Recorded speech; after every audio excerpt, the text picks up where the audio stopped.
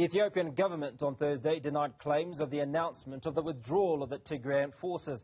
The government spokesperson told state media that news that Tigrayan forces had left Afar were big lies. The government asserted that the rebellious forces were still present in the neighbouring region of Afar. For more on this, we are joined by Thembisa Fakude, who is the Senior Fellow at the Africa-Asia Dialogue. Thembisa, very good evening. Thank you for speaking to us. I suppose let's start off with what has been described as one of the world's biggest humanitarian crises. Paint a picture for us. What is the world's largest humanitarian crisis? At least one of the biggest. Well, the crisis in Ethiopia involves the TPLF, which is the Tigrayan Liberation People's Army in the northern part of Ethiopia, in the province of Tigray, and they've been fighting with the government forces since 2020. And this follows the disagreements or dispute they've had after they unilaterally went on to have elections that were not sanctioned by the government, and they declared those elections as representing the will of the people.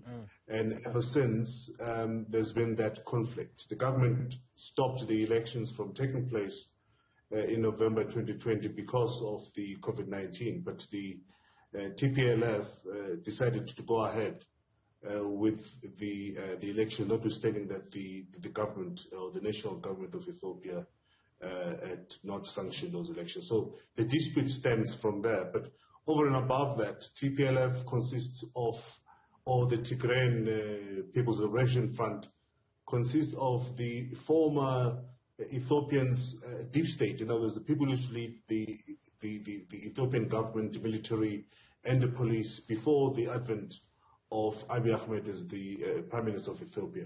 And those people were accused of several crimes, including violation of basic human rights and torture and all those kind of things. And when Abiy Ahmed came into power, he vowed to go against those that were accused of these violations. And by and large, those that were accused were from the TPLF and from the Tigray region. So they decided to retreat into Tigray and create their own state, and running short of actually calling for cessation from Ethiopia proper. So that's where the dispute actually started. But what triggered the current standoff was the events of 2020 in November, after those elections, and before that they attacked the installations and the positions of the Ethiopian National Defense Force.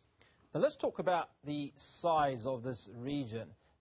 How big is the region? How many people are we talking about that inhabit this area? Well, it's quite a number. I mean, in Ethiopia it's difficult to really tell because they don't conduct census like we do in South Africa. But it's a very big state, and it neighbors other states as well in Ethiopia. As you know, Ethiopia is a federal, quasi-federal system where the provinces kind of lead and determine their own political destiny.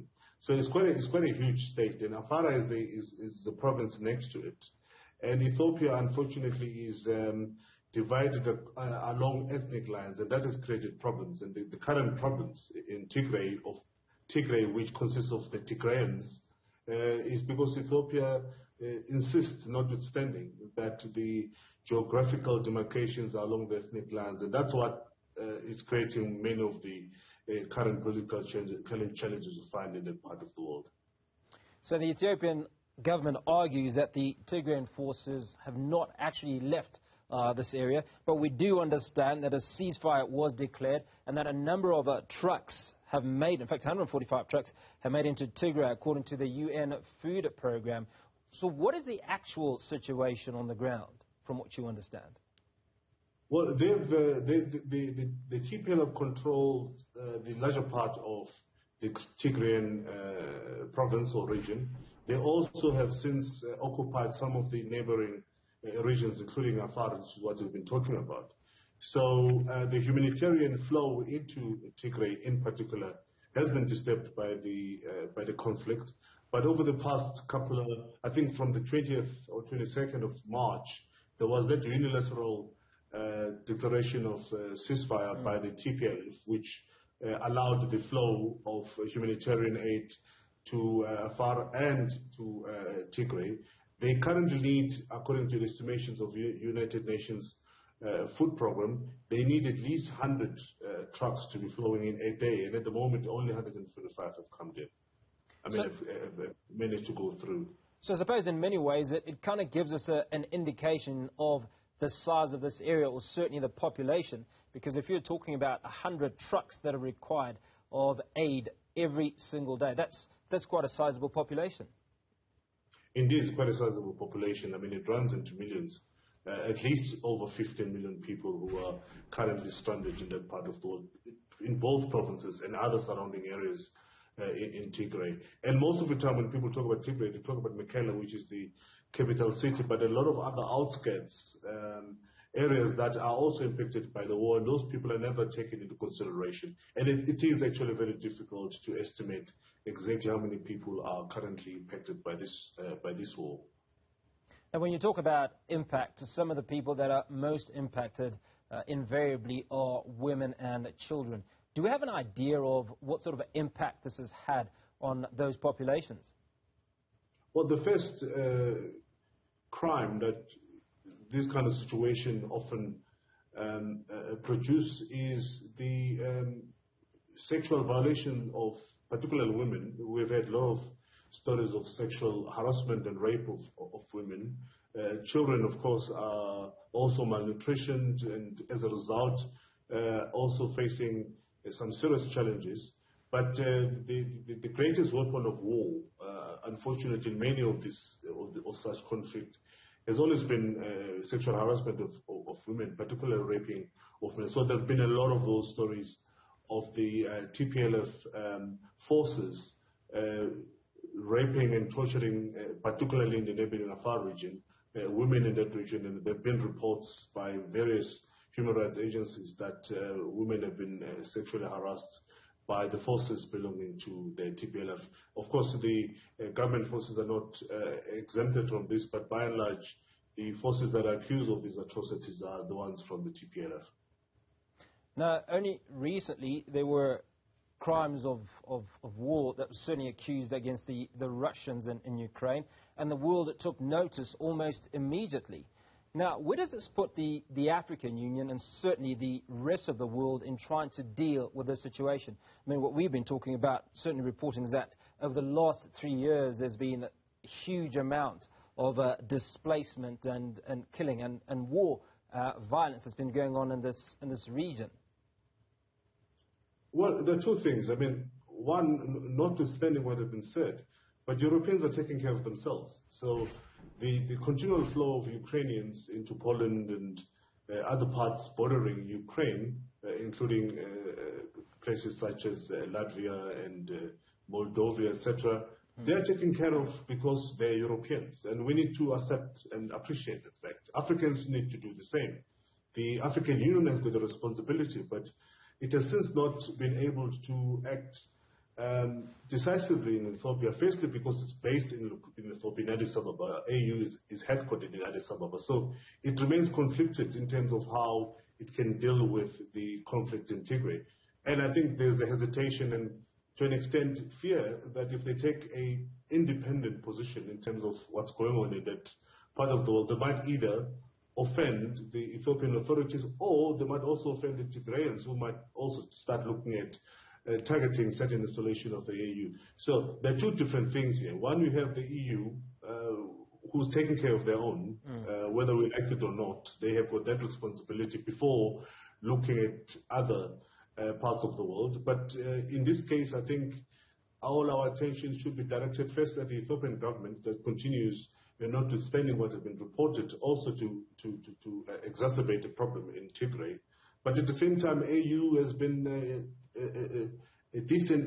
disengaged in terms of trying to sort out the struggle and the conflict in Tigray for various reasons. One of them is that I believe the fact that they're headquartered in Ethiopia, Addis Ababa, it makes the efforts very difficult for the African Union.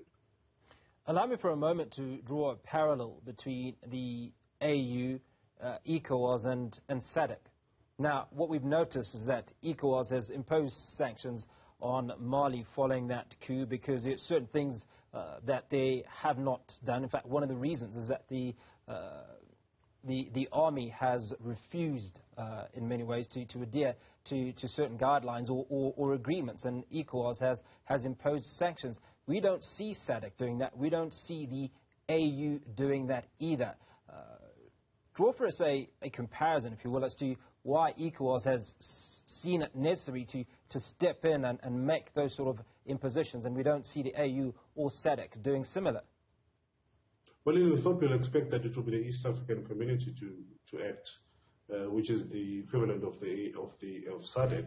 But AU is not doing it because, you know, Ethiopia is not a small country, politically and in size. But more important is that the AU has tried very hard to maintain a non-partisan role, notwithstanding sometimes that there are obvious violations, and those violations will require an organization such as the AU to act decisively, or at least make relevant pronouncements in terms of what's going on in those conflicts. But we have seen AU not only in Mali or in Ethiopia, flip-flopping and dragging its feet when it comes to such matters. They've got a force and an army that was once deployed to countries such as Somalia to help fight the Al-Shabaab in that part of the world, but we haven't seen them doing something similar elsewhere. But in Ethiopia in particular, we have not seen them doing that. I guess the assumption is that the Ethiopian People's Defense Force can actually do the work in terms of suppressing the insurgency in Tigray. But in the meantime, there are a lot of violations, again, against the Ethiopian People's Defense Force that we continue to hear about. And one would then expect that Tigray, having said what I've said, I mean, the AU having said what I've said, they don't intervene and try and mediate. There have been some behind-the-scene mediation, but Ethiopia at the moment is leading the war, and it's unstoppable in terms of that war. And there's no an overseer or monitoring body that can stop any possible violations as the Ethiopian People's Defense Force continues doing what it's doing in Tigray. Thembisa, I want to hazard just one more question before we let you go, and that is the usefulness of the AU versus regional blocs. Again, in that example of ECOWAS and the stand that they've taken versus the African Union. What is the primary role of the African Union if not to assist in the creation of stability and stop the wanton killing of innocent individuals? Well, I mean, there's no relevance of the African Union, if you ask me. They help in terms of coordinating economic assistance or African bloc economic assistance, and they also help in terms of a coordinated foreign policy. And it's been a convenient vehicle, particularly for those smaller countries who don't have independent foreign policy position, to always follow or, go on the piggybacking on the African Union's foreign policy. But other than that, they've not been effective. We can't really trust them, and we continue seeing a number of coups happening in Africa, and they've not been able to stop those coups, nor isolate countries properly, those that engage in such political activities. So for me personally, I don't think there's still relevance of the African Union, except that it's useful in terms of pan-African economic coordination, and also, as I've said, to help those smaller countries with their foreign policy positions, because certain small countries can take stronger foreign policy position against the United States, for example, or France. So AU often helps in terms of articulation those kind of positions, because it's much more bigger. It represents Africa, even though many African countries often decide to take their own standalone foreign policy position, particularly South Africa, even though it tries hard to always match its foreign policy positions with the AU. But other than that, there's no relevancy. It's not really doing what it's meant to do in terms of establishing or creating peace, stability, and prosperity in entire Africa. Thembisa Fakude, Senior Fellow at the Africa-Asia Dialogue, thank you for your time this evening. And he was unpacking for us the situation in the Tigray region in Ethiopia, and obviously talking about the usefulness or lack thereof of the African Union, certainly where peace and stability and economic growth is concerned on the continent.